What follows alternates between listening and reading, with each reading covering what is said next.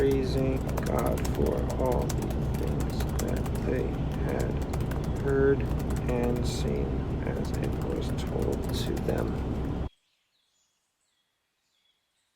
Looking back at the work I've done earlier, I think this very last sentence in Matthew 1:25 should come later. Then Joseph, being raised from sleep, did as the angel of the Lord had bidden him, and took to him his wife, and knew her not till she had brought forth her firstborn son.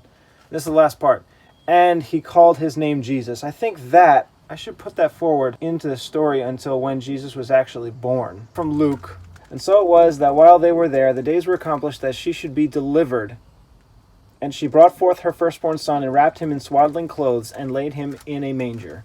I think that's where the verse should go. I'm going to put that verse, or the end of that verse, and he called his name Jesus, after, and she brought forth her firstborn son, which is in Luke 2. Matthew 1:25, and he called his name Jesus, and I was going to put that into the story in Luke, right after he was born. And she brought forth her son, and wrapped him in swaddling clothes, and laid him in a manger. I was going to put that statement in there, but I didn't read ahead. I remember this from way back when, but I didn't remember while I was doing this. In the next paragraph, Luke 2:21, they say, and when 8 days were accomplished for the circumcising of the child, his name was called Jesus. So I don't want to repeat it. I don't want to have them name him twice. So because it's right here, it's already in place, I'm just going to combine the statement in Matthew with this one. And it's a little bit out of order. In Matthew, they say, and he called his name Jesus. Whereas in Luke it says, his name was called Jesus. So I'm not going to mess around with this verse in Luke. It's already in place. I'm just going to repeat, if you will, in orange, because it's a mix of red from Matthew and yellow from Luke, his name and Jesus. And when 8 days were accomplished, his name was called Jesus. I wonder why they put that in all caps. Because it's so important, which I can agree with. It's just different. Alright, I'll leave it. Which was so named of the angel may be revealed. And there was one, Anna, a prophetess, served God with fasting according to the law of the Lord. They returned into Galilee to their own city, Nazareth. And the child grew and waxed strong in spirit, filled with wisdom, and the grace of God was upon him. Now another question, what happens next? Mary and Joseph fled to Egypt. Okay, that has to come before Jesus is 12 years old, but after they were blessed by Anna. Actually, the wise men, that's right. When the days of her purification according to the law were accomplished, they brought him to Jerusalem. The days of her purification is not very long. I think it's only like a few weeks when you give birth. But I've heard some people say that they believe the wise men came when he was like 2 or 3. So this happened before the wise men came. The days of her purification according to the law of Moses were accomplished. They brought him to Jerusalem. And while he was in Jerusalem, Simeon and Anna blessed him. But when they had performed all these things according to the law of the Lord, they returned to Galilee to their own city, Nazareth.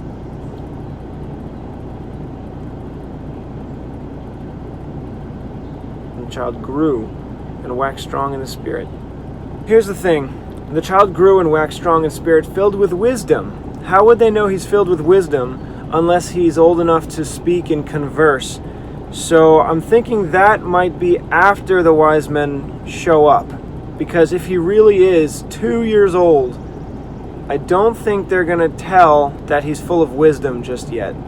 It seems as if Luke is referring to him growing up until he's 12, going to Jerusalem. And they're like, this is a very, very wise child. The grace of God is upon him. So I think I'm going to leave that for a later verse. And between verse, I think 39 and 40 is where I'm going to put in the passage in Matthew of the wise men showing up, and then Herod killing all the babies, and then Mary and Joseph fleeing to Egypt. And then I'm going to jump back here. And the child grew and waxed strong in the Spirit. Continue on with him being 12, going to Jerusalem. They returned to Galilee, to their own city Nazareth. Okay, correct. So now this first passage, the one that ends with Anna, ends in verse 39. And when they had performed all these things according to the law of the Lord, they returned into Galilee, to their own city Nazareth. All right, and now that they're in Nazareth, wait a minute. No, I don't know. Hold on. Didn't the wise men go to Bethlehem? When Herod the king had heard these things, he was troubled, and all Jerusalem with him. And when he had gathered all the chief priests and scribes to the people together, he demanded of them where Christ should be born. And they said to him, In Bethlehem of Judea, for thus it is written by the prophet. And he sent them to Bethlehem and said, Go and search diligently for the young child.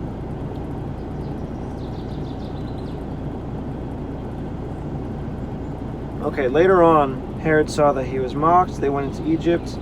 He slew all the children of Bethlehem. Later on in this passage here, when they heard that Archelaus did reign in Judea in the room of his father Herod, he was afraid to go there, notwithstanding being warned of God in a dream. He turned aside into the parts of Galilee and came and dwelled in the city of Nazareth. Okay, so he was born in Bethlehem. He went to Egypt. Then Herod slew the babies in Bethlehem. Years later, even after the wise men came, they left Egypt and then went into Nazareth, which means that, this is really weird, because they were in Jerusalem after Mary's days of purification were accomplished. So the wise men probably came before the days of purification, and yet when they were leaving Jerusalem, it says they went back to Nazareth. This is confusing. This is Luke 2, verse 21. And when 8 days were accomplished for the circumcision of the child. That must be after the wise men came then. No, it can't be. When the days of her purification according to the law of Moses were accomplished, they brought him to Jerusalem. So 8 days after he was born, or the time of purification. I gotta find out how long that was. Leviticus 12, 1 through 6. And the Lord spoke to Moses, saying, Speak to the children of Israel, saying, If a woman have conceived seed and born a man child, then she shall be unclean 7 days. According to the days of the separation of her infirmity shall she be unclean. And in the 8th day the flesh of his foreskin shall be circumcised, and she shall then continue in the blood of her purification 33 days. So the week of her uncleanness, and then 33 days, so 40 days. And that's why it says back in Luke, when the days of her purification according to the law of Moses were accomplished, 40 days, they brought him to Jerusalem to present him to the Lord. Jesus was born in Bethlehem, and the scribes and the Pharisees knew that he was born in Bethlehem, Jesus, because that's where they directed the wise men, and he sent them to Bethlehem to go search diligently for the young child. So they went to Bethlehem. When they heard the king, they departed, and lo, the star which saw in the east went before them till it came and stood over where the young child was. Probably Bethlehem. Yeah. And when they saw the star, they rejoiced with exceeding great joy, and when they were come into the house, so now they're in a house somewhere, I'm not sure where that house is. They saw the young child with Mary his mother, and fell down and worshipped him. And when they had opened their treasures, they presented him with gifts. Then, being warned of God in a dream, they should not return to Herod. They departed into their own country another way. When they were departed, behold, the angel of the Lord appeared to Joseph in a dream, saying, Arise, take the young child and his mother, flee into Egypt, and be you there until I bring you word. This is right after the wise men left. Immediately after. I mean, that was the very verse before. Being warned of God in a dream that they should not return to Herod, they departed into their own country another way. Now, there could be a gap in time here. The wise men left, then Joseph and Mary went to Jerusalem to do the purification, to meet Simeon and Anna.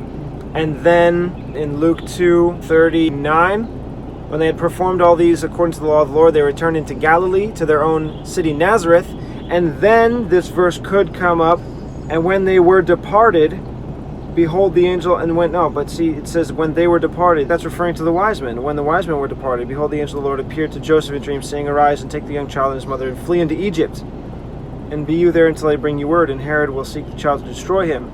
And he sent forth and slew all the children that were in Bethlehem, and all the coasts thereof, from 2 years old and under, according to the time which he had diligently acquired of the wise men. So according to the time which he had diligently acquired of the wise men. So some time may have passed. We're not sure how much time, but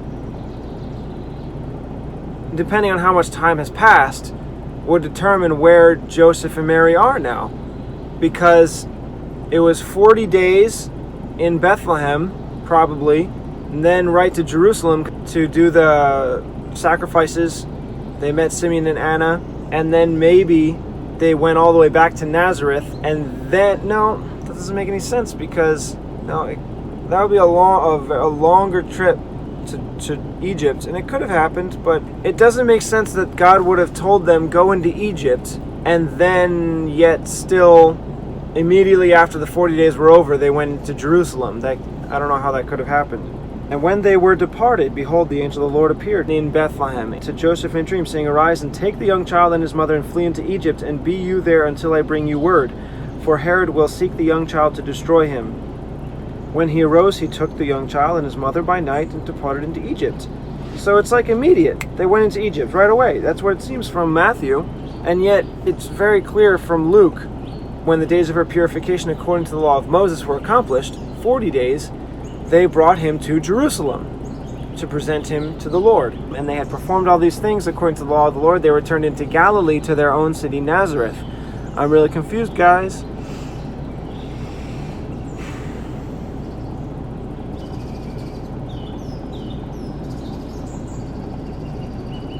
Alright, I'm going to take a break. I need to do some research, I need to talk to some people, I need to do some prayer. And I'll come back and I will figure out where to put these passages of the wise men.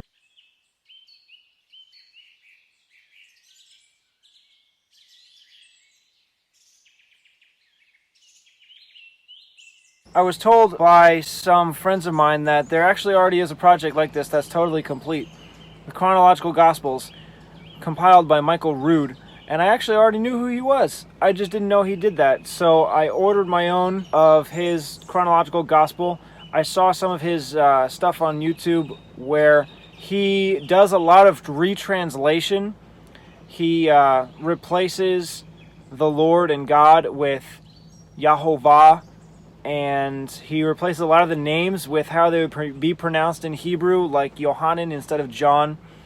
I don't think I want to do that. I'm not exactly sure. I might have two different versions, one where I translate names, or I just take out the title of God and put in God's name. But I'm definitely going to see his explanation of this, because if he's already done all this work, I'm not going to copy him, but I am going to reference his work. If he does something very different from what I've done so far, if I can contact him and he can inform me of where I was wrong,